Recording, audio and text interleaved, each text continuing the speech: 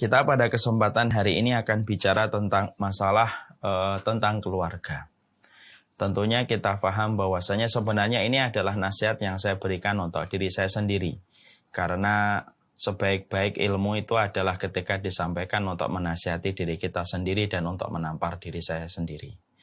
Dan kita semoga dengan saling berbicara pada majelis ini tentang masalah keluarga, maka ada banyak hal-hal yang baik yang kita jumpai di dalam keluarga kita. Karena tentunya kita harus paham keluarga itu sangatlah besar di dalam kehidupan iman kita kepada Allah. Tidak ada perkara yang besar pada kehidupan kita setelah kita beriman kepada Allah, menjalankan sunnah, kecuali terletak pada urusan keluarga kita. Makanya urusan keluarga itu perkara yang besar.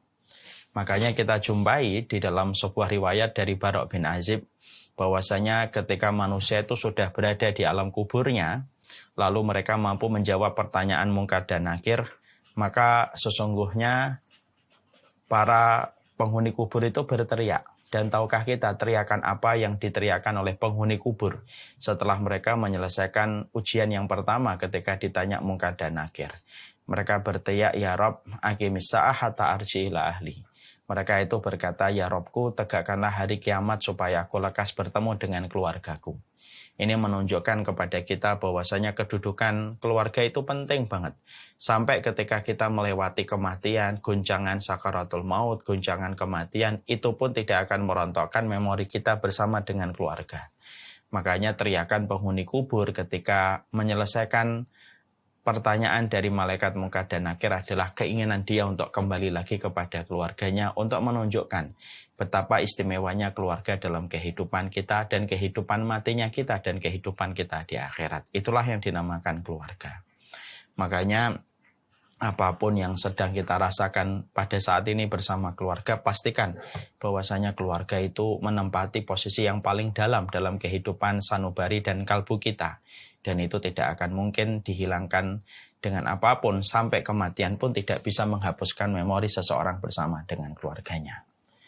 Makanya disinilah kita paham, makanya pernikahan dan keluarga itu menjadi perkara yang besar.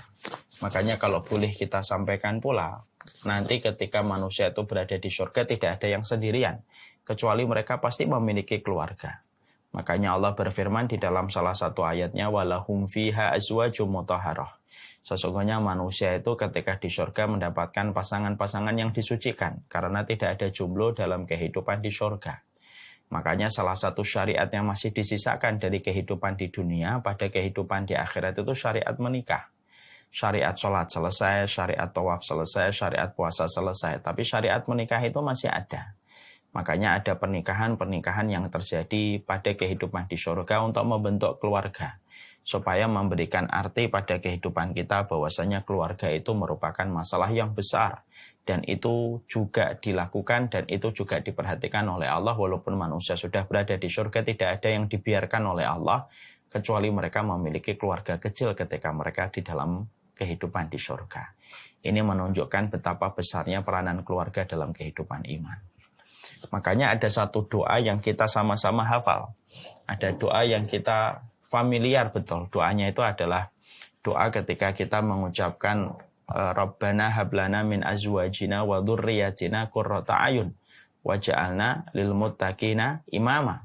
Makanya ada satu doa yang kita sering sekali ucapkan, ya Allah berikanlah kepada kami, yaitu adalah pasangan-pasangan yang menjadi qurrata ayun dan keturunan yang menjadi qurrata ayun, dan waj'alna lil muttaqina imama, dan jadikanlah kami itu imam bagi orang yang bertakwa.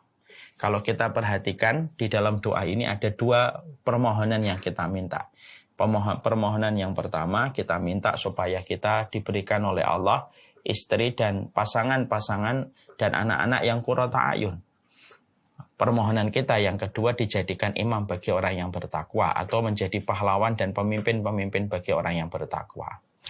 Mungkin kalau kita membacanya tanpa mentadaburi mungkin akan lewat saja maknanya. Tapi kalau kita mentadaburi, ternyata kita akan menjumpai. Kenapa ada kata permohonan supaya kita menjadi imam, pemimpin bagi orang yang bertakwa setelah kata qurrata ayun yang kita minta pada keluarga kita. Ternyata para ahlul ilmi mengatakan karena pemimpin-pemimpin di karena pemimpin-pemimpin di agama ini atau pemimpin keimanan itu tidak akan pernah didapatkan kecuali kecuali itu dilahirkan dari keluarga yang qurrata ayun. Makanya pahlawan Islam kalau kita perhatikan di dalam sejarah Islam dan panggung sejarah tidak pernah kita jumpai pahlawan Islam kecuali mereka lahir dari keluarga yang betul-betul qurrata ayun. Lahirlah anak-anak yang mereka bertumbuh kembang dengan baik dari keluarga yang qurrata ayun. Akhirnya mereka keturunan-keturunannya menjadi imam bagi orang yang bertakwa. Dan itu menunjukkan bahwasanya urusan keluarga itu urusan besar dalam kehidupan iman. Dan itu berbeda dengan peradaban yang kita jumpai di Barat. Hari ini tentunya kita di Barat mendapati bahwasanya salah satu degradasi moral di antara peradaban Barat itu sudah tidak lagi mengenal kultur keluarga. Sampai kemudian kita dapati banyak anak itu yang memanggil nama bapaknya itu ya nama bapaknya dan ibunya ya nama ibunya. Dan tidak ada panggilan father, mother, disebabkan mereka sudah betul-betul mengalami penurunan kualitas di dalam masalah keluarga mereka. Dan tidak sedikit banyak anak yang tidak tahu siapa bapaknya. Tidak sedikit anak tidak tahu siapa ibunya. Dan itu sangat berbeda dengan konsep keluarga yang ada pada kehidupan iman. Sesungguhnya keluarga itu masalah besar. Sesungguhnya keluarga itu masalah agung. Bahkan pahlawan Islam pun tidak pernah jauh dari keluarga-keluarga yang memiliki sifat qurrata ayun dalam kehidupan mereka. Nah inilah yang menjadikan kita akhirnya memahami, oh berarti masalah keluarga itu adalah masalah besar. Berarti masalah keluarga itu masalah penting dalam episode kehidupan kita. Dan inilah yang menjadikan kita harus betul-betul menggali bagaimana kita bisa memiliki keluarga itu yang qurrata ayun dalam kehidupan kita. Dan kalaulah boleh saya sharing, arti qurrata ayun itu apa sih Ustadz yang disebutkan oleh Allah pada surat Al-Furqan dalam doa ini?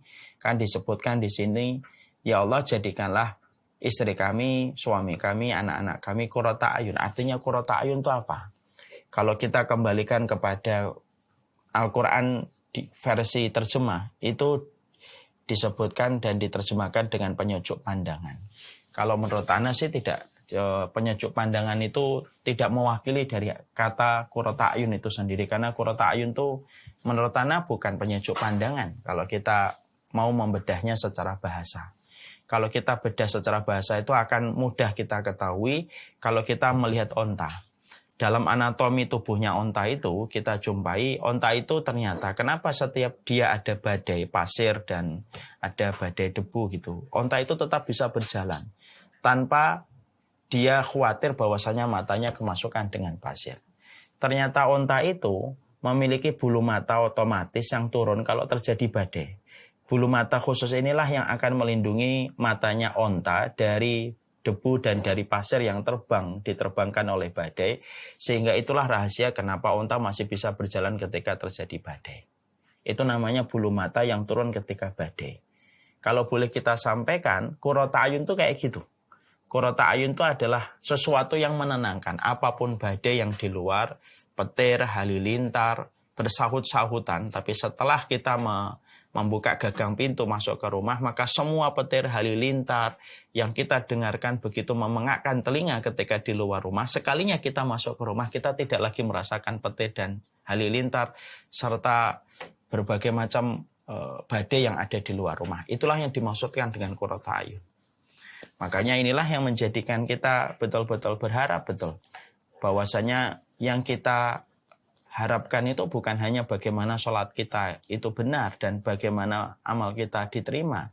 Tapi termasuk salah satu di antara kehidupan surga yang ada pada kehidupan di dunia itu adalah ketika kita mendapatkan keluarga yang bersifat dengan qurrata ayun.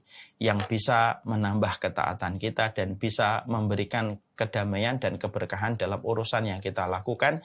Sehingga kita bisa melangkah menuju kepada ridhonya Allah dan menuju kepada surganya Allah itu secara bareng-bareng dan bersama.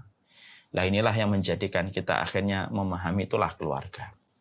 Tentunya kita harus paham ketika kita telah mengerti bahwasanya posisi keluarga itu sangatlah besar dalam kehidupan iman. Tentunya ada perkara yang juga harus kita sadari bahwasanya membentuk keluarga itu harus betul-betul memiliki ilmu supaya keluarga kita sebagaimana harapan kita menjadi keluarga qurrata ayun.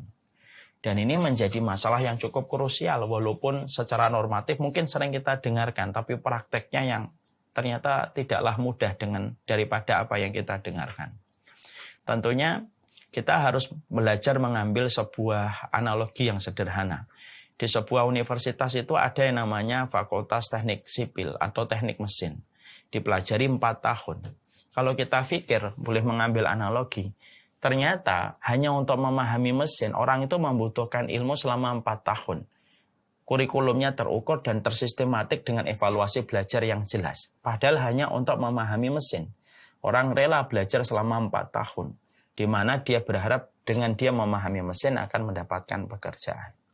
Maka kemudian kita analogikan, kalaulah memahami mesin saja yang sifatnya itu benda mati, lalu kemudian kita mempelajari detail-detailnya, ternyata kita harus 4 tahun mempelajari itu supaya kita mendapatkan evaluasi dari proses belajar kita pada teknik mesin, apalagi ketika kita sudah bicara tentang rumah tangga dan keluarga kita. Memahami istri yang mereka itu bergejolak dan memahami suami yang mereka memiliki logika yang panjang, itu kalau tanpa ilmu tidak akan pernah kita bisa mendapatkan apa yang kita inginkan dalam sebuah konsep rumah tangga dalam kehidupan kita. Karena ternyata perhatian kita kepada mesin bagi mereka yang sekolah di teknik mesin itu ternyata terkadang itu lebih besar konsentrasi yang diberikan untuk memahami mesin daripada memahami keluarga. Padahal memahami manusia yang mereka itu makhluk yang dinamis dan bergerak, mereka memiliki logika, mereka memiliki perasaan, mereka memiliki anak pula, ada anak laki-laki dan anak perempuan. Tentunya itu jauh lebih memerlukan ilmu daripada kita memahami mesin yang sejatinya benda mati. Tetapi kemudian justru kita memaklumi ketika memahami mesin itu sampai 4 tahun. Nah inilah yang menjadi sebuah perenungan untuk kita. Di dalam kehidupan rumah tangga inilah yang menjadikan kita harus betul-betul saling mengisi bahwasanya di antara perkara yang penting dalam kehidupan kita berumah tangga adalah bagaimana kita memahami ilmu supaya setiap prosesnya dalam setiap langkah kita di dalam berkeluarga itu mendapatkan kerahmatan dan keridhaan dari Allah Subhanahu wa taala.